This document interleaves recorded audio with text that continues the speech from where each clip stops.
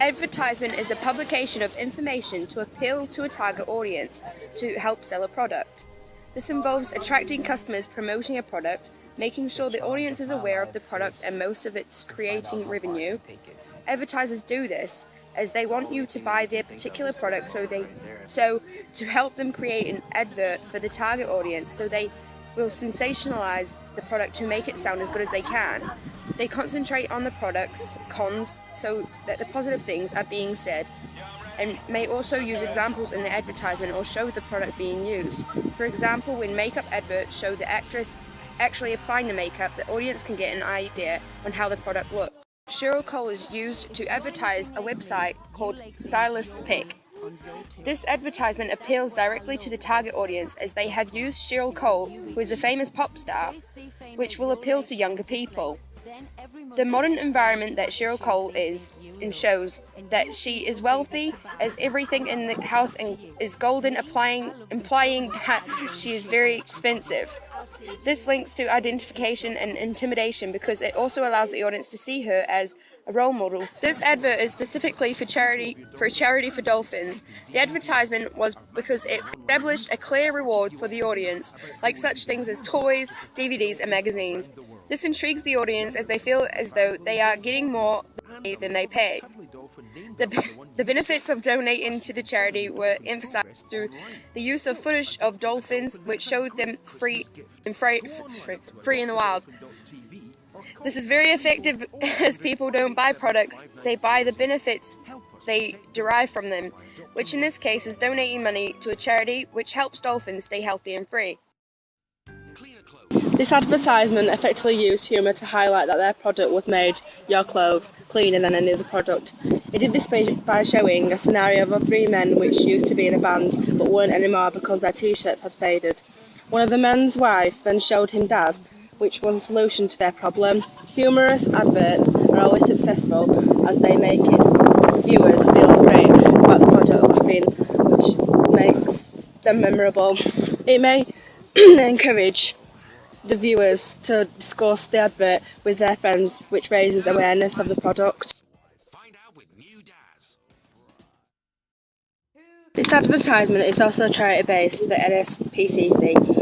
The advertisement was effective because images can trigger emotions, and the image of the girl who was a puppet and the man controlling her triggered the emotion of unhappiness because it was upsetting to see the child who are abused go through. Close-ups were used throughout the video, but here stands out to me that the most, as it is, very clearly shows that the girl is being forced to speak by the man whispering what they said in her ear.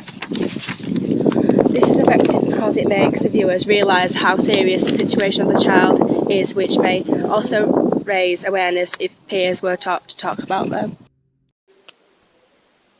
A parodic advert is where within the advert it refers to another text, either poking fun at it to show that their product is better or to get their advert noticed.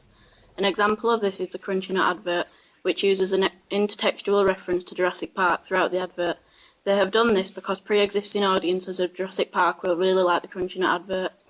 It also communicates a message quickly as the advert is only short, so their message has to be delivered in the best way possible, in this case humour. The inclusion of animation successfully engages the audience by using 2D or 3D effects. For example, cartoons to portray the message to the audience effectively. For example, the Sif advert uses an animated princess and prince, which could also link to parodic adverts. By doing this, the advert encourages the audience to consume the text because they are easily recognisable type. An anti-realist advert is where it shows a situation that would never really happen in real life. The Ben & Jerry's car advert is a great example of this as it gives the audience a way of escape in real life, which makes the advert memorable. Documentary advert is advertising a fact, representing reality.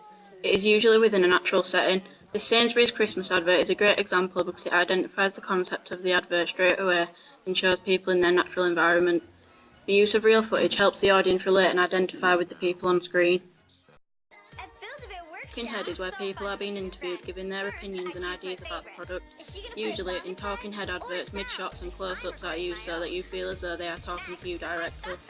They always say positive things about the product and company. Here is an example of 2 girls talking about a Build-A-Bear, which allows you to identify with what they're saying. is effective because when you laugh at them, it will make the advert more memorable to you as you can relate to it. In this Haribo advert, adults and kids will be able to relate to it as it is funny without being too outrageous. Also, if you watch the advert and it makes you feel happy, then it may encourage you to buy that product to make you feel the way the people in the advert do. Brand identity is where in the adverts are trying to get a hidden message across as well as a visual one. For example, Nike's brand identity is a can-do attitude, as the logo is a tick which is visual, which is inspirational to their target audience.